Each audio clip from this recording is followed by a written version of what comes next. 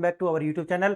Friends, आज हम देखने वाले हैं इंडियन मुस्लिम्स का पैराडॉक्स क्या है और वास्तव में ये जो पैराडॉक्स है ये आपको दिखाएगा कि वास्तव में सोसाइटी की जो कंडीशनिंग है वो किस प्रकार से हुई है। आज हम ये बताने वाले हैं कि देखिए यहां से ईरान कितना दूर है और भारत के अंदर खुमनेई का जो है मारा जाना और भारत के अंदर सिया कम्युनिटी के द्वारा इस तरीका के आंदोलन करना या फिर रोड पर आ जाना, ये क्या दिखाता है? ये एक पैराडॉक्स दिखाता है कि जो कहना है और जो करना है उसके बीच में कोई समानता है नहीं। और मैं आज आपको ये भी बताने वाला हूं कि एक समाज जो है वो, जब आप ये कहते हो कि देखिए हमारा समाज इतना पीछे क्यों रह गया, हमारा समाज जो है और कम्युनिटी के हिसाब से गरीब क्यों है, हम इतने एजुकेटेड क्यों नहीं हैं, तो और साथ ही साथ आप ये कहते हैं कि भारत के अंदर जब आप यहां रह रहे हैं तो यहां डेमोक्रेसी के अंदर आप रह रहे हैं, आपको स्वतंत्रता मिली हुई है। अगर ईरान के अंदर बैठी हुई वो महिलाएं और वो जो यूथ अगर यही स्वतंत्रता चाहते हैं तो यहां के जो लोग हैं वो प्ले कार्ड लेकर के बाहर निकल जाते हैं। इनका संबंध क्या है? इनका संबंध है मेरा तेरा रिश्ता का या लिल्ला अली लिल्ला, यानी कि ये जो रिश्ता है ये इनका है। आज मैं आपको ये बताने वाला हूं कि देखिए भारत के अंदर जिस तरीका का जो कट्टरपंथ है, इसका जो विलाप है, आपने देखा होगा कि सोशल मीडिया पर किस तरीके की जो वीडियोस हैं वो तैर रही हैं और वहां पर ये दावा किया जा रहा है कि हमें नहीं है भारत से मतलब, हमें तो खुमनेई जो है उससे ज्यादा मतलब है। सोचिए इस तरीका की जो वीडियोस हैं, इस तरीका के आप सोचिए सोशल मीडिया पर है। आप एक कम्युनिटी जो है जिसको याद रखना, जिसको तुम अपना रोल मॉडल मानोगे तुम वही बन जाओगे। फिर दूसरे के ऊपर ये नहीं डाल सकते आप कि नहीं देखो जी हम आगे नहीं बढ़ पाए, हमारा विकास नहीं हो पाया, हमारा एजुकेशन में हम इतने पिछड़े हुए हैं, ये रोना तुम नहीं रो सकते, फिर इसको विक्टिम कार्ड कहा जाएगा। आइए आप देखते हैं थोड़ा सा इसके अंदर। आप जानते होंगे कि खुमनेई को जो है मारा गया, जो है ईरान के जो सुप्रीम लीडर थे उनको जो मारा गया इजराइल और अमेरिका के द्वारा। जैसे ही उनका डेथ होता है उसको लेकर के भारत के कश्मीर, लखनऊ और जैसे कि आप जानते हैं हैदराबाद के अंदर भी बहुत जगह जो है पुरुष और महिलाएं बाहर निकल आई, प्ले कार्ड्स लेकर के बाहर निकले और खुमनेई के लिए रोना शुरू कर दिया, खासकर सिया कम्युनिटी के द्वारा। देखिए बहुत सारी बातें हैं आज इसमें हम करने वाले हैं। कट्टरपंथ से देश का पतन, ईरान हो या पाकिस्तान हो या आज बांग्लादेश हो, यानी कि जहां जहां ये कट्टरपंथ फैला है, और अफ्रीका के अंदर तो नाइजीरिया हो, सूडान हो, है ना, ये सभी देश जो है इस कट्टरपंथ की ही भेंट चढ़े हैं। आज जिस तरीका की वहां भूखमरी है, जिस तरीका की गरीबी है, जिस तरीका का जो टेररिज्म है,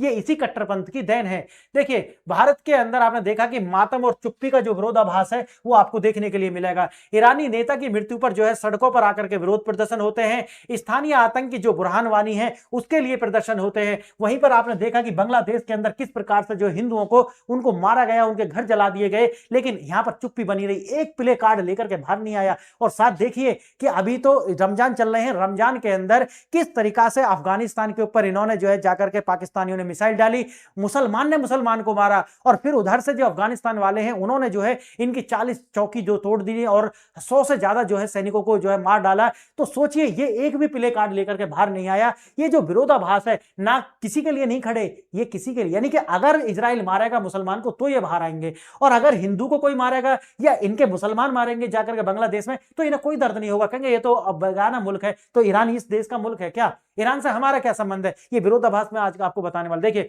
कट्टरपंथ बनाम लोकतंत्र, जिस शासन ने ईरान में हजारों महिलाएं और प्रदर्शनकारियों की हत्या की है, आप जानते होंगे। देखिए अभी भी दिसंबर से जिस तरह के प्रदर्शन चल रहे थे वहां पर हजारों लोगों की जो है यूथ की जो है हत्या की गई, कितनी महिलाएं जो है आमीन हदीसी, आप तो जानते होंगे कि उनको किस तरीका से मारा गया इसी शासन के द्वारा, इसी ये जो सुप्रीम लीडर है इसके द्वारा। तो आप सोचिए इसके लिए ये बाहर निकल करके आ रहे हैं। आप तो रहेंगे, देखिए वही आ जाती है ना कि आप तो रहेंगे किसमें, शॉर्ट्स में, लेकिन दूसरी लड़की के लिए क्या मांगेंगे, हिजाब मांगेंगे। तो ये विरोधाभास है, इस तरीका का नहीं चलेगा भाई आज के समय में। क्षेत्रीय अत्याचारों पर जो है गहरा सन्नाटा, बांग्लादेश, पाकिस्तान, कश्मीरी हिंदुओं के साथ जो हिंसा हुई उस पर कोई विरोध प्रदर्शन देखने के लिए नहीं मिला, इसलिए आपकी जो अपनी क्रेडिबिलिटी है उस पर संदेह किया जाएगा। कल आपके साथ क्यों ही खड़ा होगा कोई भी? अगर आप जो है ईरान के लिए खड़े हैं लेकिन दूसरे जो पड़ोसी देश है उसमें हिंदुओं के साथ नहीं खड़े, तो आपके साथ कोई खड़ा क्यों होगा? ये विरोधाभास जन्म आप देते हैं और ये जो ड्युअलिटी है ये आपके अंदर है, हिंदुओं के अंदर तो ये नहीं है। क्लियर? देखिए कट्टरपंथ से पतन हुआ, मैंने बताया।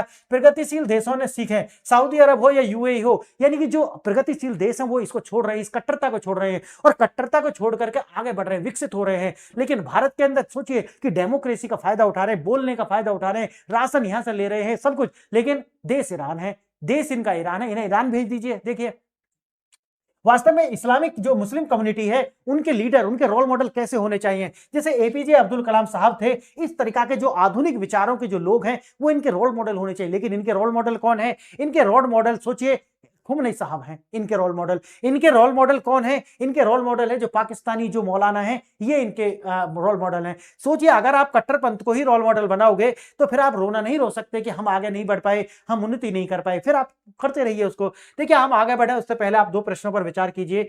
पिछले 5 वर्षों में किस ईरानी शासक के शासन काल में लगभग 4000 लोगों की मौत की घाट उतारा गया, जिनमें से आधी संख्या महिलाओं की और लड़कियों की थी? रूहानी, रईसी, अयतुल्ला अली खुमनई और सुलेमानी। आपको आंसर पता होगा, लेकिन नहीं तो लास्ट वाली स्लाइड में मैं बताऊंगा। दूसरा देखना, आजादी के समय पाकिस्तान में हिंदुओं की आबादी 17 से 18% थी। 70 साल के अंदर कट्टरपंथ के बाद वहां आज किसी भी तरह के जो आंकड़े हैं बताइए कितने हैं? 10%, 5%, लगभग नगण्य 12%। आंसर मैं बता देता हूं, लगभग नगण्य यानी कि 0%। और भारत के अंदर एक प्ले कार्ड लेकर के बाहर कोई नहीं आया। सोचिए यही वो सियाह हैं, इन्होंने ही जो कश्मीरी पंडितों का जो है वो जीनोसाइड करके वहां से भगाया था। तो सोचिए ये ड्युअलिज्म कैसे निकालते हो भाई? मुझे जवाब चाहिए, ये कैसे कर लेते हो यार तुम? हैं, आइए देखते हैं आगे थोड़ा सा। देखिए इसे विस्तार से देखेंगे। लखनऊ से कश्मीर तक जो है ये छाती पीटी जा रही हैं, और ये जो छाती पीटने वाले लोग हैं ये ईरान का है। इनका ईरान से क्या है? ईरान राशन भेजता है क्या इनके लिए? नहीं। फिर क्या है ये? इसे कहते हैं कंडीशनिंग। तो ये जो कंडीशनिंग बचपन से इनकी जो की गई है कि भाई देखिए जो परिवार करता है, मैं हमेशा कहता हूं कि कंडीशनिंग क्यों होती है, क्योंकि परिवार कहता है कि देखिए हमारा जो रिश्ता है वो हमारा मियां भाई है, यानी मियां भाई कहीं भी बैठा हो वो मियां भाई है। अच्छा, अपने देश में नहीं बुलाते, अगर यहां से भागेंगे तो इन्हें पाकिस्तान नहीं लेगा, इन्हें बांग्लादेश नहीं लेगा, इन्हें ईरान भी शरण नहीं देगा, लेकिन बात क्या करेंगे कि नहीं, ईरान अपना जो है भाई है, ईरान अपना जो है सगा है। इनके द्वारा जो दूर बैठा हुआ है वो इनका भाई है, वो इनका मियां भाई है। देखिए नारे क्या लगा रहे हैं, तुम कितने खुमनई मारोगे हर घर से खुमनई निकलेगा। अब सोचिए ये नारे क्या लगा रहे हैं, तुम कितने खुमनई मारोगे हर घर से खुमनई निकलेगा। इसके प्रत्युत्तर में जब नारा लगेगा कि तुम कितने नेतन्याहू को देखोगे हर घर से नेतन्याहू निकलेगा, और फिर क्या करोगे आप? यानी कि आप शुरुआत आप कर रहे हो। अगर हर घर से नेतन्याहू निकला है, अभी तो एक नेतन्याहू नहीं झिल रहा है, अगर हर घर से निकल जाए तो क्या होगा भाई? इसके प्रतिकार होगा, याद रखना, इसका प्रतिकार होगा। और जब प्रतिकार होगा तो विक्टिम कार्ड निकाल करके जो है दिखाना मत लगना इसका। देखना, भारत के नागरिकों को ईरान के कट्टरपंथी नेता कैसे क्या रिश्ता है, ये इसे कहते हैं फैमिली कंडीशनिंग। ये कंडीशनिंग हुई है, इनके मदरसों के अंदर कंडीशनिंग हुई है, परिवार के अंदर कंडीशनिंग हुई है। नहीं तो भारत में बैठे मुसलमान इनके लिए राशन भेजता है क्या खुमनई? ईरान में क्या है ईरान का? देखिए ईरान में देखिए लेडीज नाच रही है, क्यों? क्योंकि भाई इनको दबा करके रखा गया 1979 से लेकर के अभी तक। सोचिए कितनी महिलाओं की हत्या सिर्फ इसलिए कि उन्होंने हिजाब नहीं पहना। महिलाएं किस तरीका की हुआ करती थी आप देखिए जाकर के। आज से 79 में देखिए महिलाओं को कितनी आजादी थी, लेकिन आज क्या है कि महिला एक मोरल पुलिसिंग बनाई हुई थी कि कौन महिला कितना जो हिजाब पहनेगी, कितना सिर ढकेगी, सब कुछ। सोचिए वहां की महिलाएं नाच रही हैं, यानी कि इनको क्या है, इनको तो डेमोक्रेसी चाहिए अपने लिए, इनको तो देखिए सिर पर पल्ला नहीं रखना है। लेकिन ये जो ईरान की महिला है उनको पूरा बुर्का में पैक करना है। भाई इस तरह की धूर्तता कहां से लाते हो भाई? इनके भी तो अधिकार होने चाहिए। ये तो वही हो गया ना कि जो देखा होगा भारत के अंदर जो आरफा खारम शेरवानी टाइप की जो होती है, या आरजे साइमा जैसी होती है, खुद तो शॉर्ट्स पहनेंगे, लेकिन जो गरीब मुसलमान की लड़की है उसके लिए कहेंगे हिजाब लाइए, उसको पूरा पैक कर दीजिए। ऐसा नहीं यार, ये गलत है, ये डबल स्टैंडर्ड है, ये नहीं चलना चाहिए। जिसके मारने पर खुद ईरान के लोग की बेटियां जो है, और जब महिलाएं खुशी मना रही हैं, भारत के अंदर क्यों छाती पीटी जा रही है? क्या है रिश्ता? देखिए इसको आगे थोड़ा सा। ईरान की बर्बादी का जिम्मेदार कौन है? पिछले 5 वर्षों में लगभग 4000 लोगों की जो हत्या हुई है, जिसके अंदर महिला और बच्चियां ज्यादा हैं। सोचिए संस्कृति का नाश। ईरान आप जानते हैं पर्सिया हुआ करता था, पर्सिया की अपनी जो समृद्धि थी उसको धकेल कर रसातल में पहुंचा दिया गया। महिलाओं की आजादी को कुचल दिया गया मॉरल पुलिसिंग बना करके। उसने ईरान का पूरा जो रंग ढंग बदल दिया इस मजहब के द्वारा। लेकिन इनकी कंडीशनिंग देखिए, इन्हें पता ही नहीं है कि ये चीज क्या है, यानी कि अगर यहां आता है तो इनका क्या बनाएगा, इन्हें पता ही नहीं है। जाकर के अफगानिस्तान की महिलाओं से पूछिए कि क्या तुम भी वो जीना चाहोगे? नहीं, इनको तो जो है हाई प्रोफाइल रहना है, वो शॉर्टकट बाल रखने हैं और शॉर्ट्स में जो है रहना है। लेकिन दूसरे की बेटी के लिए क्या मांगना है? हिजाब मांगना है। ये डुअलिज्म है, ये डुअलिज्म, ये नहीं चलना चाहिए। देखिए जब बांग्लादेश में हिंदुओं के नरसंहार हुआ है, अभी तो 1 महीना भी नहीं हुआ, लोग सड़कों पर मारे जा रहे, लिंचिंग की जा रही थी, उस समय पर किसी भी तरीका का कोई प्ले कार्ड लेकर के बाहर नहीं निकला। यह है डुअलिज्म तुम्हारा। कड़वा सच है, वे हिंदू भारत के निवासी जैसे ही थे, फिर भी उनके लिए कोई आंसू क्यों नहीं बहे? क्योंकि इनकी कंडीशनिंग वैसी हुई है। पाकिस्तान 70 वर्षों में, जैसे मैंने बताया, है कि 17-18% आबादी आज घट करके शून्य पर आ गई है, लेकिन इनको कभी दर्द नहीं हुआ। क्यों? कंडीशनिंग हुई है। तुम्हारे साथ क्यों ही सहानुभूति रखेगा कोई? मैं तो हमेशा कहता हूं कि देखिए, आजादी के बाद में इनको इनका देश दे दिया गया, यहां पर जो भी थे सबका जो प्रॉपर्टी खत्म करो और इनको जो है सरकारी उस पर रखो, सिर्फ इनके पास कोई प्रॉपर्टी नहीं होनी चाहिए। लेकिन कायर लोग हैं यार, हमारे देश के अंदर कायर हैं सब। देखिए, 5 लाख कश्मीरी पंडितों को घर से भगाया गया और ये वही थे, ये वही सिया थे। सोचिए, कश्मीरी वही थे जो आज छाती पीट रहे हैं। किसके लिए? खुमनई के लिए।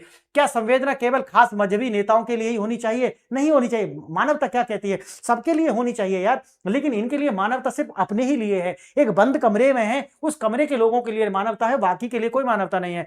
अब बात आती है राष्ट्र की। आपने देखा होगा बड़ी बड़ी बात, हमसे राष्ट्रभक्ति का सबूत ना मांगो, लेकिन जब जब बात आती है देश की तो तुम क्या करते हो? तुम बाहर आकर के छाती पीटते हो। तुम 15,000 किलोमीटर, 3,000, 4,000 किलोमीटर दूर के जो बैठा हुआ जो ईरान है, जो हत्यारा है, उसके लिए छाती पीटते हो। सोचिए, आप दावा करते हो, लेकिन आप जो है एक प्रतिबद्धता भारत का जो नागरिक होने के लिए कहते हो, लेकिन आप जब एक्शंस जो होते हैं वो बिल्कुल आपको अलग दिखते हैं।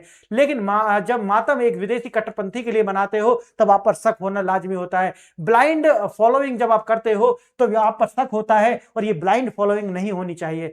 देखिए, पाकिस्तान में अमेरिकी दूतावास पर हमले का जो उदाहरण है वो यही दिखाता है कि पाकिस्तान में जब होता है तो अमेरिकी नागरिक, यहाँ के अमेरिकी जो सैनिक हैं वो 40 पाकिस्तानी नागरिकों को जो है गोली से भून देते हैं। लेकिन भारत के अंदर इनको जो है आराम से आंदोलन करने की आजादी है। इनको तो आजादी चाहिए, इनको आजादी चाहिए। लेकिन जब ईरान की महिला ये करती हैं तो खुमनई उनको गोली से भुनवा देता है। उनके लिए कोई सहानुभूति नहीं। तो भाई ये नहीं चलने वाला। देखिए, कभी प्रतिभा और इतिहास से भरा देश आज एक पागलपंथी और चरमपंथ से डूब गया, जिसको कहते हैं ईरान। देखिए, आज की स्थिति किसी भी छिपी हुई नहीं है। क्या हम अपने समाज को इसी रास्ते पर ले जाना चाहते हैं? और ये हमारे लीडर्स को और हमारे देश के लोगों को सोचना चाहिए कि आप किनके साथ रह रहे हैं और किस मानसिकता के साथ रह रहे हैं। देखिए, सऊदी अरब और यूएई ने कट्टरपंथ को त्याग दिया और आज वो आधुनिकता को जो है अपना रहे हैं। क्या ये नहीं होना चाहिए? देखिए, होना चाहिए, ये बिल्कुल होना चाहिए कि देशों को मॉडर्न होना पड़ेगा, मॉडर्न सोच रखनी होगी। अन्यथा तो इस तरह की कट्टरपंथ मिला क्या है? पूरी दुनिया को देखिए ना आप, पाकिस्तान को देखिए, 17% हिंदुओं को खा गए, लेकिन क्या मिला? भूखे मर रहे हैं, कुत्ते की जिंदगी है। पूरा देश जो है उसको एक प्रोस्टिट्यूशन बनाया हुआ है। Pakistan as a prostitution. देखिए, इसको भी मात्र 30 से 40 वर्षों में उन्होंने अपने ही देश की तकदीर बदल दी है। जो कि अब ये जो मॉडर्न जिन्होंने भी किया है वो कितने आगे बढ़ गए हैं।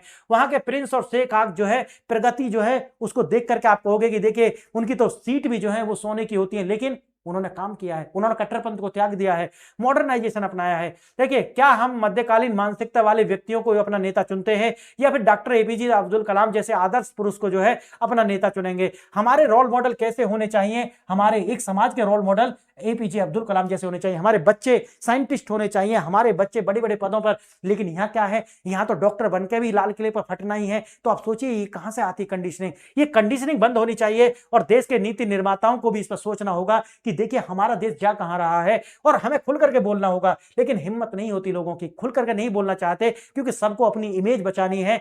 हमें अच्छी गुड बुक्स में रहना है, ये अच्छा आदमी है। ठीक है भाई, चलते। भला करने वाला वही है जो सोच विचार से सामंजस्यवादी हो। हम सुधारवादी रवैया अपनाना होगा। कट्टरपंथ केवल गलत में ले जाएगा, विवेक का प्रयोग करें। और मैं तो कहता हूं इस कम्युनिटी से कि भाइयों, इससे बाहर निकलो, ये रास्ता बिल्कुल सही नहीं है। हमको समन्वय से रहना होगा, इस कट्टरपंथ को छोड़ करके अपने देश को आगे बढ़ाना होगा। हमारी एक ही आइडेंटिटी होनी चाहिए, वो है हमारे भारतीय होना। आपकी पूजा पद्धति अलग हो सकती है, लेकिन देश का समन्वय बहुत जरूरी है। इस तरह की कट्टरपंथियों को हमको सही से इलाज करना चाहिए, हमारी सरकारों को इलाज करना चाहिए। क्योंकि आप जो है, देखो, देश ऐसा है, देश के जो लोग होते हैं ना, ऐसे होते हैं कि आप उनको ना तो ज्यादा दबा सकते हैं और ना ज्यादा ढील छोड़ सकते हैं। ज्यादा दबाओगे तो ईरान हो जाओगे और ज्यादा ढील छोड़ोगे तो भारत की तरीका से लोग जो है वो अलग ही लेवल पर जाएंगे। कोई कुछ भी कर रहा है, इससे हमें इनको रोकना पड़ेगा, नहीं तो देश जो है वो गर्त में चला जाएगा। देखिए, पहला प्रश्न का आंसर है सी। अयतुल्ला खुमनई जो है 4000 महिलाएं और बच्चियां जो हैं इन्होंने मार डाली पिछले 5 साल के अंदर। दूसरा प्रश्न है, अब पाकिस्तान के अंदर 0% लगभग हो चुके हैं हिंदू, अब हिंदू वहां नहीं बचे हुए हैं। तो आप सोचिए कि ये मानवता की बात करने वाले, इस कौम के लोग मानवता की बात करते हैं, तो बड़ा पैराडॉक्स हमें लगता है। तो फ्रेंड्स, आज मैंने बताया आपको कि भारत की जो ये कम्युनिटी है, इसका पैराडॉक्स क्या है, और ये जो पैराडॉक्स है, करनी और कथनी के अंदर बहुत बड़ा अंतर दिखाई पड़ता है। वीडियो देखा